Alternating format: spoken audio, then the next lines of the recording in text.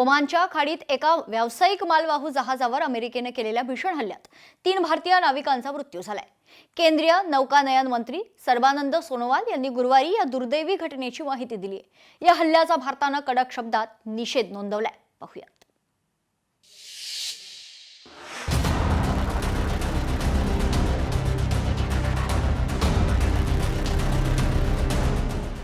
American नौदलाच्या हल्ल्यात 3 भारतीयांचा मृत्यू। ओमानच्या खाडीतील हल्ल्याचा भारताकडून तीव्र निषेध। आंतरराष्ट्रीय कायद्यांचं उल्लंघन केल्याचा भारताचा आरोप।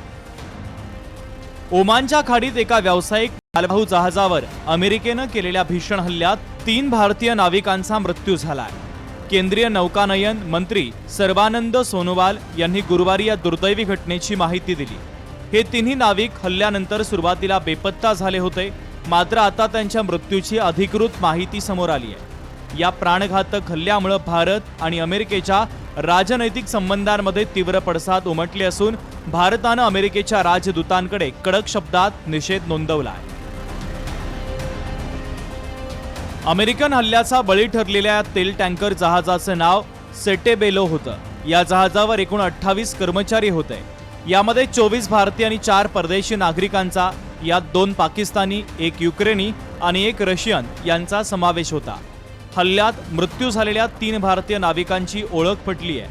आदित्य शर्मा, शिवानंद चौरसिया, पटनाला सुरेश अशी नावे आहेत। या अपघातातून 21 भारतीय कर्मचाऱ्यांना सुखरूप वाचवण्यात यश आलं असून त्यांना सुरक्षित स्थळी हलवण्यात आल्याची माहिती सरकारने दिली आहे। हा तेल टँकर इराणवरील आंतरराष्ट्रीय आर्थिक नाकेबंदीचं उल्लंघन करून तेल घेऊन जात होता। अमेरिकन नौदलानं टँकरला दिलेल्या निर्देशांचं पालन न केल्यामुळे या जहाजावर हल्ला केला। हा अपघात झाला तेव्हा हे जहाज होमुर्ज सामुद्रधुनीमधून जात होतं असा दावा अमेरिकन सेंट्रल कमांडच्या लष्करानं केलाय। या घटनेनंतर भारताचे परराष्ट्र मंत्रालय कमालीचा आक्रमक झालंय। परराष्ट्र मंत्रालयाचे अतिरिक्त सचिव नागराज नायडू यांनी अमेरिकेचे प्रभारी राजदूत जेसन मिक्स यांना तात्काळ समन्स पाठवून या हल्ल्याबाबत तीव्र संताप आणि निषेध व्यक्त केला। या सागरी क्षेत्रात व्यावसायिक जहाजांना आणि नागरी पायाभूत सुविधांना लक्ष्य केलं जाणं अत्यंत चिंताजनक असून हे आंतरराष्ट्रीय कायद्यांचं उल्लंघन असल्याची जाहीर भूमिका भारतानं व्यक्त केली आहे। ओमानच्या किनाऱ्याजवळ MT जलवीर नावाच्या आणखी एका टँकरवरही हल्ला करण्यात आला। गिनी बिसाऊचा झेंडा असलेल्या जहाजावर 20 भारतीय होते।